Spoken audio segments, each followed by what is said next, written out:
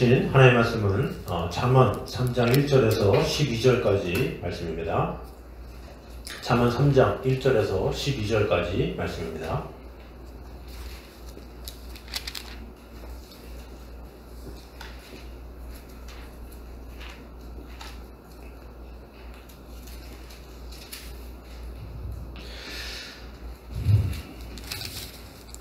(3장 1절을 제가 읽도록 하겠습니다. 내 아들아 나의 법을 잊어버리지 말고 내 마음으로 나의 명령을 지키라.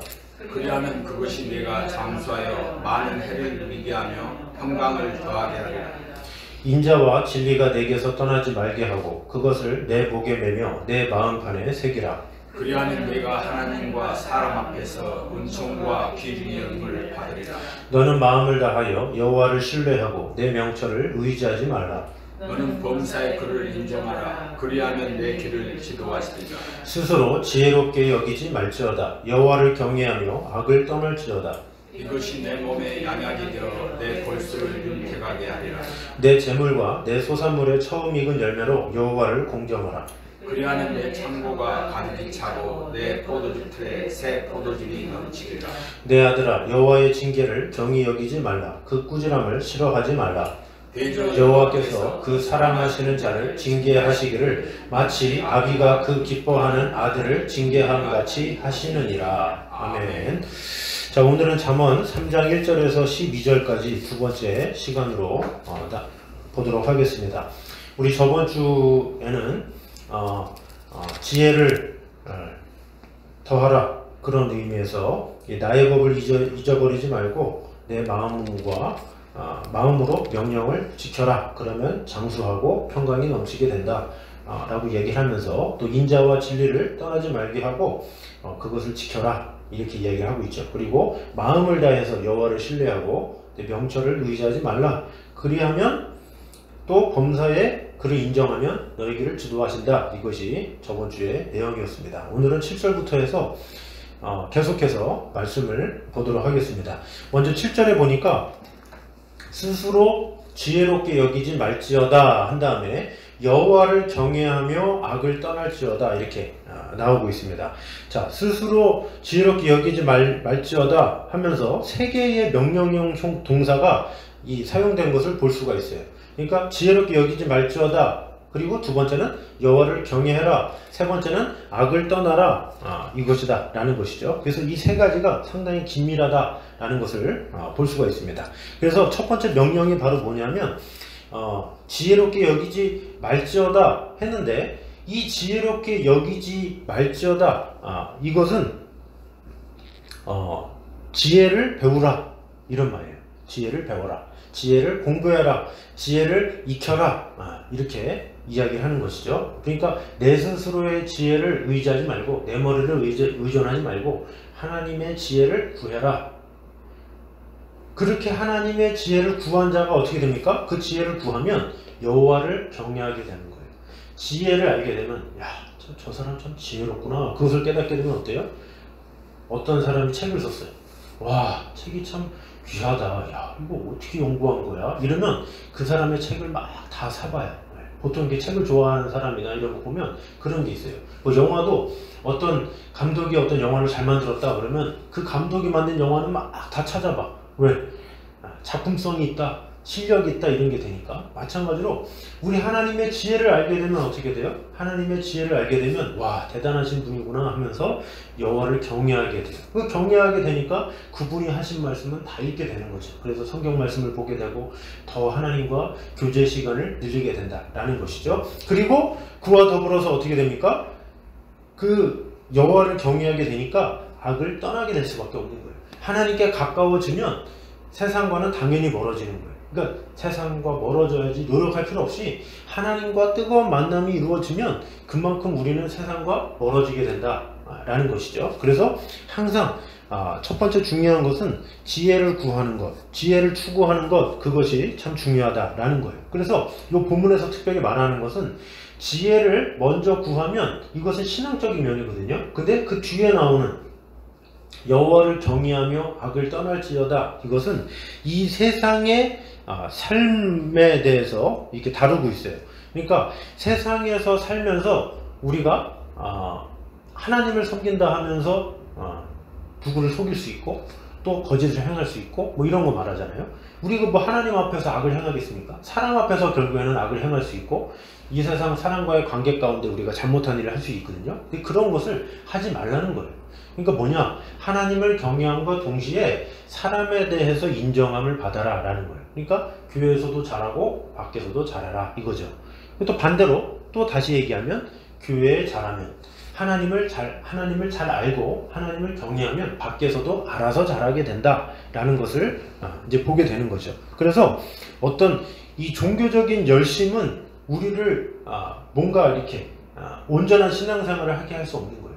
뭔가 내가 뭐 열심을 가지면 뭐가 되겠지, 어떤 미신적인 주술을 말하는 게 아니라 하나님을 알기에 힘쓰면 하나님이 어떤 분이신지 알게 되고 그 어떤 분이신지 알게 되는 만큼 내가 헌신하게 되고 그 하나님의 사랑 가운데 거하면 내 스스로의 마음이 이렇게 외부에서도 이렇게 빛을 발하게 된다라는 것이죠. 그래서 우리가 이 달이 어때요? 달은 빛이 없잖아요. 그런데 태양빛을 받아서 이렇게 비추듯이 우리는 달과 같거든요. 그런데 태양빛을 막 이렇게 받으면 그 빛을 가지고 밤새 비치는 거예요.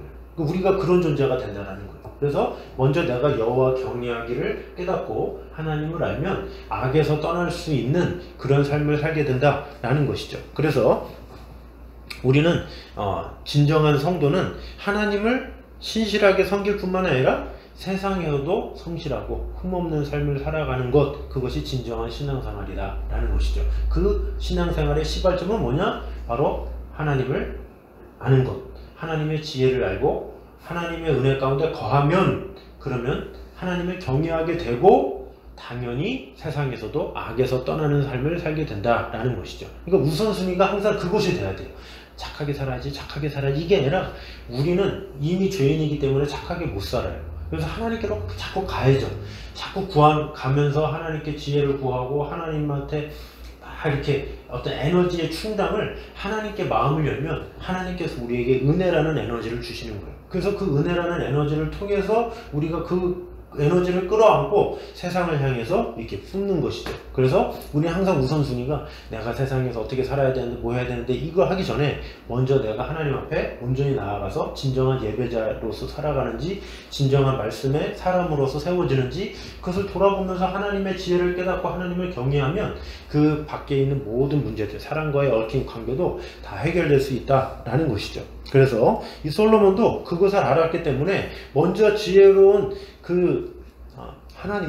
하나님의 그 지혜를 구하라 이렇게 이야기를 한 것이죠. 자, 그래서 우리 모두가 가장 중요한 하나님께로부터 말미암는 그 지혜를 붙잡음으로 말미암아 하나님의 지혜로 세상에서도 영향력을 끼치고 세상에서도 본을 보이고 세상에서도 사랑받는 저 여러분 되시기를 주님의 이름으로 축원합니다. 자, 두 번째는 하나님을 향한 우리의 헌신에 대해서 나오는데 그 헌신이 어떤 헌신이 되어야 되느냐 라고 9절에 이야기를 하고 있습니다. 우리 9절 말씀 한번 읽겠습니다. 시작. 내 재물과 내 소산물의 처음 익은 열매로 여호와를 경경하라. 아멘.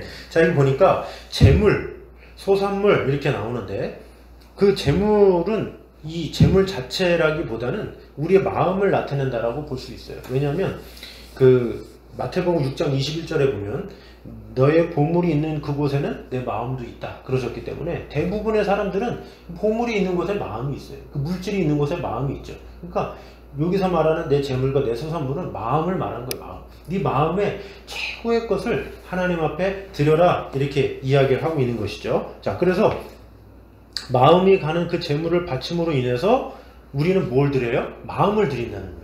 재물을 드린 게 아니라 재물을 드렸지만 그 안에 들어있는 마음을 드린 것이다 라는 것이죠. 그래서 하나님을 향한 최고의 경의를 표시하는 거예요. 우리가 부모님을 사랑한다는 것을 보통 어떻게 돼요? 물론 부모님은 자녀를 사랑하기 때문에 자녀에게 막 주잖아요. 근데 자녀가 부모한테 막 주는 건 쉽지가 않아요. 왜? 부모가 자녀를 사랑하는 만큼 자녀가 부모를 사랑 못하거든요. 근데 그 자녀가 부모를 사랑하는 마음을 뭘로 표현해요? 물질로도 막 표현하잖아요. 용돈 쓰세요, 뭐 하세요, 막 이렇게 하면 부모님 마음이 기뻐. 왜? 돈을 줘서가 아니라 마음을 줬기 때문에 그런 거예요. 그래서 더군다나 처음 받았다는 것에 대한 기쁨이 어때요? 얼마나 가슴이 떨립니까? 제가 이 알바를 했을 때, 군대 제대하고 알바를 할 때 한 달 월급이 60만 원이었어요. 근데 그 60만 원을 그 제때 안 주고 그 사장님이 하고 밀어서 줘. 보름 뒤에 주고 20일 뒤에 주고 얼마나 쫄려요. 급하긴 급한데. 그러다가 또 그러니까 더 간절해지는 거예요. 왜 월급 안 주지? 월급 안 주지? 그러다가 딱 15일 지나서 탁 60만 원 받았을 때 너무 기뻐가지고 제가 교회에서 주여 감사합니다 그러면서 막 주님 앞에 막 기도드린 적이 있어요. 그때 막 사찰 집사님이 있었는데 그거 첫 월급 받아서 얼마나 좋겠어요. 막 그래서 저도 너무 기뻐서 첫 월급에 그 11조를 딱 드리고 그러면서 막 그 마음 설레하고 있는데 어머니하고 통화를 했어요. 집에 수리를 하는데 돈이 필요한데 돈 좀 없냐? 그래가지고 그걸 다 줬어요. 그래가지고 와 진짜 이 힘들게 모았는데 엄마가 수리비 한다고 돈을 달라고 그래가지고 그거를 통째로 다 그 뭐 없다는데 어떻게 집 수리해야 된다는데 근데 그게 그 어머니한테는 되게 그게 감동이었나 봐요. 그게 근데 중요한 건 지금 기억 잘 못하신다는 거죠. 저만 기억하고 있어요. 그래서 이 뭔가 이렇게 준다는 건 쉽지가 않아요. 저도 얼마나 어렵겠어요. 그죠? 제 자식도 아니고 부모님한테 그 받은 거를 다 한다는 게. 그죠? 그런데 내가 이렇게 준다는 그 자체가 부모님한테는 엄청 이렇게 뿌듯한 거다라는 거죠. 마음을 줬으니까. 그래서 하나님한테도 그런 거예요. 마음을 드리라는 거예요. 하나님 앞에 내 신앙 고백과 헌신과 이것을 마음을 드리라는 거예요. 자꾸 이 사람들은 하나님의 뜻을 몰라서 자꾸 물질로 생각해요. 돈을 얼마를 이렇게 생각하는데 하나님 원하는 건 우리 마음이거든요. 정성을 드리라는 거예요. 그 정성을 드리고 마음을 다해서 이렇게 하면 된다라는 거죠. 그것을 하나님께서 가장 소중히 여기신다라는 것이죠. 그래서 그런 마음을 하나님은 기뻐하시는 거예요. 우리가 주님 드려야 되는데 주님한테 뭐 해야 되는데 막 그런 거 있잖아요. 그런 하나님한테 뭔가 이렇게 하려는 그 마음 그것을 하나님은 보시고 그에 대해서 우리를 위해서 예배해 주시고 준비해 주신다라는 것이죠. 그래서 먼저 하나님의 보상을 바라기 전에 우리의 마음이 준비되는 것 이것이 참 중요하다라는 것이죠. 그래서 우리가 드리면 어떻게 되느냐 10절에 이렇게 말씀하고 있습니다. 10절 시작. 그리하면 내 창고가 가득히 차고 내 포도즙 틀에 새 포도즙이 넘치리라. 아멘. 내 창고가 가득히 차고 내 포도즙 틀에 새 포도즙이 넘치리라. 하나님은 그런 분이다 라는 것이죠. 이 포도즙이 넘치다 라는 것은 뭡니까? 포도 수확 때에 포도를 통에 넣고 이렇게 막 밟아요. 축제 때 막 그러면서 기뻐가지고 그 막 포도를 버리듯이 왜 수확이 너무 많으니까 기쁘게 그러니까 너무나도 차고 넘쳐가지고 막 쓸 정도로 차고 넘치게 부어주신다 라는 것을 말하고 있는 거예요. 그래서 하나님을 극진하게 사랑하고 마음을 다해서 드리면 하나님께서 우리가 감당치 못할 정도로 우리에게 축복을 해주신다 라는 것이 바로 이 말씀이다 라는 것이죠. 그래서 이 솔로몬은 그런 확신 가운데 이렇게 말을 하는 거예요. 그래서 성경에서도 하나님을 향해서 헌신한 자들 하나님께서 외면하지 않으시죠. 아브라함에게 이삭을 바쳐라 그랬어요. 정말로 아브라함이 딱 일어나자마자 아무 생각 없이 진짜 이삭을 딱 바치죠. 얼마나 가장 황당했던 건 하나님이셨던 것 같아요. 바쳐라 그러면 고민해야 될 텐데 고민도 안 해. 이삭을 딱 달아놓고서는 망설여야 될 텐데 망설이지도 않아. 바로 때려 죽이려고 그러니까 하나님이 잠깐 막 이러잖아요. 그러니까 하나님의 마음이 얼마나 막 뿌듯하고 이러겠어요. 이삭을 바쳐라 그러는데 전혀 잔머리도 안 굴리고 바로 그냥 행하니까 하나님께서 그래 그러면서 하나님께서 약속을 하죠. 내가 너로 큰 민족을 이루고 내가 하늘의 별과 같이 바다의 모래같이 충만하게 하겠다 이렇게 하나님께서 말씀하시죠. 그러니까 아브라함은 액션 하나만 취했을 뿐이에요. 이 마음을 다했는데 하나님께서 그것을 보시고 엄청난 축복을 허락해 주셨다라는 것이죠. 그래서 예수님도 이렇게 말씀하시죠. 이 복음서 마가복음 10장에 보면 내 어미나 아비나 자식이나 전토를 벌인 자는 금세 있어 집과 형제와 자매와 모친과 자식과 전토를 100배나 받되 핍박을 겸하여 받고 내세에 영생을 받지 못할 자가 없으리라 이렇게 말씀하고 있다라는 것이죠. 그래서 최고의 사랑을 드린다는 것은 정말로 하나님의 자녀로서 엄청난 축복을 받는 일이에요. 그래서 내가 얼마나 마음을 다해 드리느냐 이게 참 중요하다라는 것이죠. 근데 되게 많은 사람 보면 되게 많은 사람들이 누린 은혜와 축복만 가지고 부러워해요. 야, 어떻게 저렇게 많은 복을 받았어? 저 사람 저렇게 잘 돼? 막 야, 하나님께서 쏟아 부어주시네. 근데 그 사람이 그만큼 하나님 앞에 드린 거를 생각 안 하는 경우가 많다는 거죠. 그 사람이 그렇게 하나님 앞에 받게 되기까지 얼마나 하나님 앞에 드렸겠습니까? 헌신했겠습니까? 그가 최고의 정성과 최고의 희생과 최고의 헌신과 주님을 경외하는 마음, 그것은 다 지워버리고 저 사람은 저렇게 많이 받았는데 나는 왜 못 받고, 이렇게 비교한다라는 거죠. 그게 아니다라는 거죠. 우리가 배울 거는 그의 헌신을 배우는 거예요. 야, 얼마나 하나님 앞에 드렸을까? 얼마나 마음을 드렸기에 하나님께서 이렇게 축복해 주실까 하면서 나도 드려야지, 이렇게 마음이 돼야지, 나는 왜 안 줘? 이렇게 되면 안 된다라는 거죠. 그래서 우리가 먼저 해야 될 것은 먼저 내 가운데 있는 가장 귀한 것, 그 마음을 드리는 것, 이것이 필요하다라는 것이죠. 내가 마음을 다해 하나님 앞에 드리면 하나님께서 가장 좋은 것으로 이렇게 갚아주신다라는 거예요. 그래서 이 지혜로운 사람, 또 하나님을 정말로 경외하는 사람은 이 하나님 앞에 드릴 수 있는 사람이에요. 근데 믿음이 없으면 그걸 못 드리죠. 이게 아까운 거예요. 항상 갈등하고 하나님에 대해서 인색하고, 그럼 하나님께서 주실 수가 없는 거죠.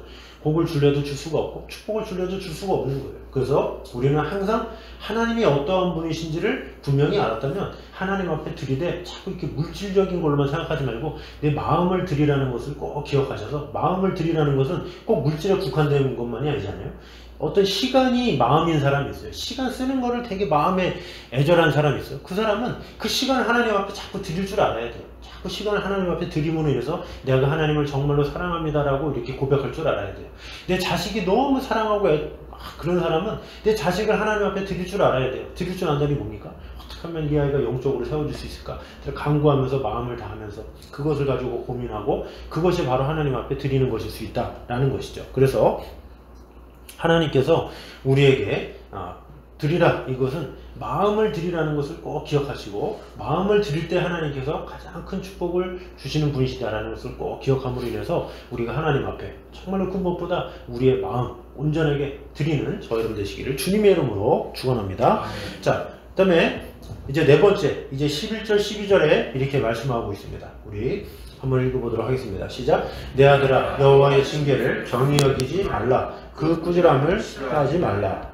되려 여호와께서 그 사랑하시는 자를 징계하시기를 마치 아비가 그 기뻐하는 아들을 징계함같이 하시느니라. 아멘. 자, 이거 보니까 징계에 대해서 나오죠. 내 아들아, 여호와의 징계를 경히 여기지 말고 그 꾸지람을 싫어하지 말라, 이렇게 이야기를 하고 있어요. 자, 그래서 여기 보면 경히 여기지 말라, 싫어하지 말라, 이렇게 부정문처럼 한 것은 강한 긍정을 나타내는 것이다 라고 볼 수가 있어요. 그래서 이 징계와 꾸지람을 적극적으로 받아들여라. 너 징계가 있는 거 귀하게 생각해, 이렇게 말을 하는 거예요. 근데 우리가 보면 사는 동안에 이런 경우가 있어요. 왜 이렇게 믿는 사람에게 고난이 많은가, 이런 경우가 있잖아요. 안 믿는 사람은 저렇게 건강하고 절대 병도 안 들고 아무 일 없고 왜 믿는 사람만 저렇게 할까, 이런 생각이 많이 들 때가 있다라는 것이죠. 그런데 우리가 군대에서도 보면 고참들이 누구한테 시키냐면 말 잘 듣는 후임병한테 시켜요, 보통. 왜냐하면 말 안 듣는 애한테 하면 속 쓰려, 말 안 들으니까 열받아, 기분 나빠. 그리고 뭐를 하려고 해도 좀 힘든 거라도 좀 마음에 드는 후임병 가지고 같이 하자고 그러지, 마음에 안 드는 애는 아예 말을 걸지도 않아요. 아예 제껴놔. 왜? 제꼈으니까. 무관심이니까. 그러니까 이 세상에 가장 안타까운 건 무관심이에요. 무관심. 어떻게 보면 세상에 저 사람은 저렇게 잘 나가는데 왜 아무 일 없지? 그럼 무관심. 사랑을 못 받는다는 거예요.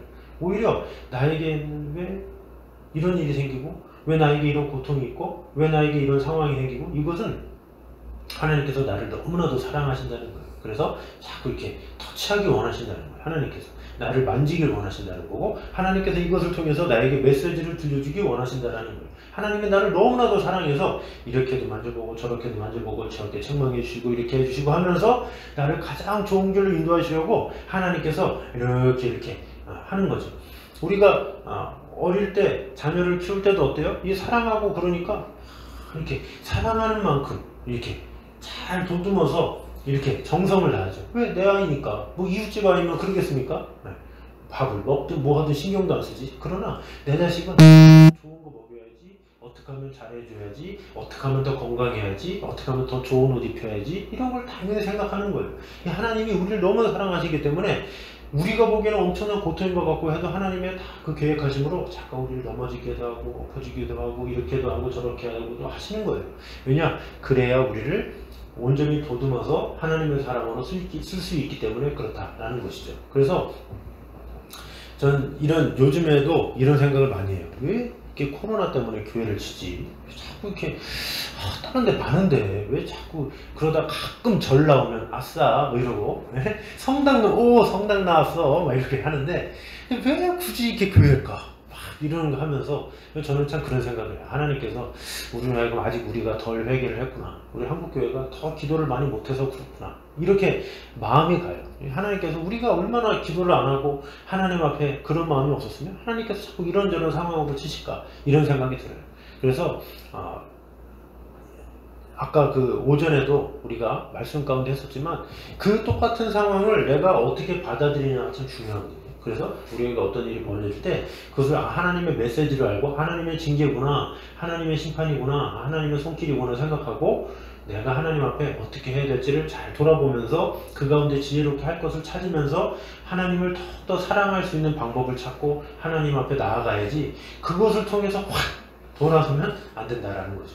오히려 우리를 사랑하기 때문에 우리를 하나님은 터치하기 원하시고 우리 한국교회를 사랑하기 때문에 이렇게 저렇게 여러 가지 어려움이 있을 수 있지만 그러나 그런 상황을 통해서도 하나님은 영광받기 원하시기 때문에 우리는 마음을 다해서 그때일수록 더 열심히 주님을 섬기고 따르고 이렇게 된다는 거죠. 자, 예배 외에는 모이지 말라 뭐 그래서 야 이때다 하고 쉬자 이게 아니라 우리가 이때일수록 마음을 다해서 기도해야 될 때다 이렇게 하면서 준비해야 된다는 거죠. 한때 2월에 신천지 때문에 난리가 났잖아요. 전국에 막 난리가 났었는데 신천지 그러면 완전히 막 그러다가 지금 조용해졌죠. 근데 조용해져가지고 교회가 오히려 막 이렇게 뭐 소규모로 뭐 집단으로 감염됐다 막 그러면서 소그룹 모임을 하지 말라 막 이런 얘기가 나와요. 근데 소그룹 모임을 하지 말고 교회에 모이지 말고 그러면은 그 외에는 된다는 거 아니에요? 근데 그러면 가장 열심히 할 사람들이 바로 신천지야. 걔네들은 안 모여도 돼. 왜냐? 원래 그렇게 소규모로 모여가지고 카페든지 어디서 지금 막 양육하고 있기 때문에. 그러니까 지금 거기가 공예배를 안 드리잖아요. 그래서 야 신천지 이제 다 끝났구나 생각하지만 절대 그렇지 않아요. 그 사람들 구석구석 카페 다 다니면서 다 하고 있어요. 지금도 엄청 속이고 있어. 이곳저곳 안 보이는 데서 다 하고 있어요. 그 사람들의 특징이 그거예요. 이렇게 안 보이는 데서 숨어가지고 막 하는 거. 그러니까 다 같이 모인다고 그게 전부가 아니라 오히려 모이지 않는 곳에서 마음을 다하는 것 그것이 신앙이다라는 거죠. 가짜 신앙도 그러는데 하물며 지하교인들은 어때요? 공식적으로 못 모여요. 왜냐? 모이면 폭탄 테러 당하니까. 근데 북한이나 중국이나 이런 데 보면 공식적인 교회가 없으니까 무슨 유기의 교회가 있냐 무슨 기독교인이야 그러는데 중국의 교인이 1억이 넘는다잖아요. 1억 명이. 얼마나 많아요. 우리나라 인구 2배인데. 그러니까 그 정도가 예수님을 믿는 사람인데 예수님을 믿는 정도가 아니라 신실한 사람. 정말로 주님을 위해서 목숨을 걸 수 있는 그런 사람들이에요. 그런 사람들 뭐 예배당 없다고 그 사람들이 눈 깜빡합니까?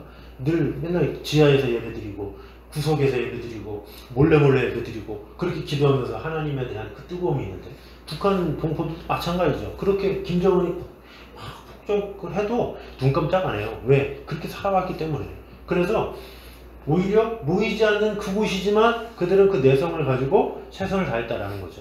근데 오히려 핍박은 더했죠. 그러나 핍박이 있으면 핍박이 있는 대로 그들은 그 가운데 하나님을 붙잡았고 그 가운데 그 자손에게 진정한 신앙을 전달했다라는 것이죠. 그래서 이 초대교회 때도 네로 황제의 그 핍박과 어려움이 있었지만 그들은 카타콤이라고 지하에 땅을 파가지고 거기에서 살면서 예배를 드렸잖아요. 햇빛도 못 보고 밥도 제대로 못 먹고 어떻게 살겠어요. 하나님을 경외하는 그 마음 하나 가지고 살았다라는 것이죠. 그래서 이 하나님의 핍박과 또 뭔가 이렇게 그런 것이 있을 때 오히려 나를 다시 한번 돌아보면서 이런 상황일수록 우리 한국교회를 다시 한번 돌아보면서 내가 회개할 것이 있는지 내가 하나님 앞에 제대로 못 선 것이 있지는 않는지 다시 한번 이렇게 돌아보면서 나 자신을 바꾸려고 애를 써야지 왜 저 사람은 저런데 저렇고 평생 이렇게 비교만 하면서 이게 사는 사람은 참 신앙이 잘할 수가 없죠. 그래서 항상 지혜롭게 하나님께서 주신 모든 상황에 이해할 수 없는 상황이다 할지라도 하나님께서는 나를 세우시려는,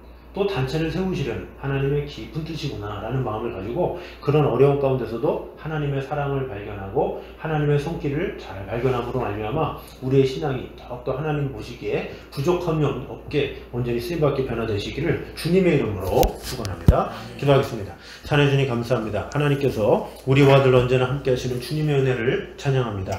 하나님의 말씀, 하나님의 은혜를 우리가 온전히 귀하게 여기되 특별히 우리가 지혜를 배우는 데 마음을 다할 수 있도록 인도하여 주시옵소서. 아멘.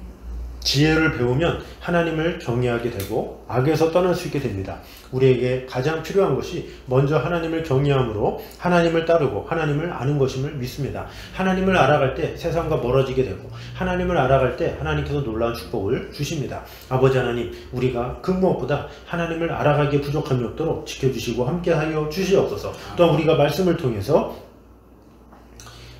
처음 익은 소산물 그리고 재물을 드림으로 여호와를 공경을 하고 하였습니다. 이것은 마음을 드리라는 뜻입니다. 아버지 하나님, 내 마음과 정성을 주님 앞에 온전히 드릴 수 있는 자가 되게 하여 주시옵소서. 주위에 많은 좋은 복된 일들, 그런 것을 부러워하지 아니하고 그 복된 일이 오기까지 그들이 얼마나 헌신했는지를 보면서 우리도 주님 앞에 더욱더 마음을 다하고 더욱더 헌신하는데 마음을 드릴 수 있는 그런 자들 될 수 있도록 축복해 주시고 함께하여 주셔서 아버지 하나님께서 주신 그 놀라운 축복과 사랑을 받아 누릴 수 있도록 인도하여 주시옵소서. 아버지 하나님, 또한 우리가 신앙인으로서 여러 가지 징계를 당할 수 있습니다. 그러나 진정한 사랑은 바로 아들을 사랑함으로 말미암아 징계도 내리고 또 책망도 하고 이런 것인데, 우리를 너무나도 사랑하셔서 우리 개인적으로나 또 교회적으로나 여러 가지 이 한국교회에 많은 어려움들이 있습니다. 그러나 이 모든 상황을 통해서 나 자신을 돌아보며 우리 한국교회가 더욱더 마음을 다해서 하나님 앞에 기도하며 하나님 앞에 온전히 무릎 꿇음으로 말미암아 하나님의 선하신 뜻과 하나님의 인자하신 그 하나님의 크신 마음을 알고 헤아리며 나아갈 수 있도록 주님께서 축복해 주시고 함께하여 주시옵소서. 예수님의 이름으로 기도드립니다. 아멘. 이 시간에 한 목소리로 같이 한번 기도하도록 하겠습니다. 우리 같이 기도할 때에 하나님 앞에 먼저 주님, 지혜를 구하기 원합니다. 지혜를 구함으로 하나님 경외하기를 깨닫고 또한 악에서 떠날 수 있는 그런 믿음을 허락하여 주시옵소서. 또한 더불어서 우리가 내 재물과 내 소산을 처음 익은 열매로 여호와를 공경을 하고 하였는데 그 정도로 내 마음을 온전히 드리는 자가 되게 하여 주시옵소서. 이렇게 기도하고, 또한 더불어서 주님께서 주시는 징계, 또 이 한국교회에 주는 어려움, 또 이 상황 가운데서도 나 자신을 돌아보면서 더욱더 기도하며 깨어있고 더욱더 아버지 하나님의 나라를 위해서 늘 간구하는데 부족함이 없는 자가 될 수 있게 해달라고 우리 한 목소리로 같이 기도하도록 하겠습니다. 하나님 감사합니다. 아버지 하나님, 정말 주님 은혜 더하여 주시옵소서. 아버지 하나님, 정말 주님의 귀한 은혜가 가득 임할 수 있도록 주님 역사하여 주셔서 아버지 하나님의 귀한 은혜만이 가득 넘칠 수 있도록 주여 지켜주시고 은혜 더하여 주시옵소서. 아버지 하나님, 우리가 그 무엇보다 여호와 경외하기를 깨달으며 아버지 하나님의 은혜 가운데 온전히 거할 수 있도록 주여 지켜주시고 역사하여 주시옵소서.